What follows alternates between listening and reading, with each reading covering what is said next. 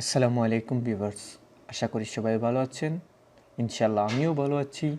Xiaomi Redmi Note 8 Proতে কি আছে আজকে আমি আপনাদেরকে দেখাবো। ইনশাল্লাহ ভিডিওটি লাস্ট পর্যন্ত দেখুন। প্লিজ চ্যানেলটি সাবস্ক্রাইব করে পাশে থাকা বেল আইকনটি অন করে আপনারা আমার পাশে থাকুন নতুন ভিডিও দেখতে।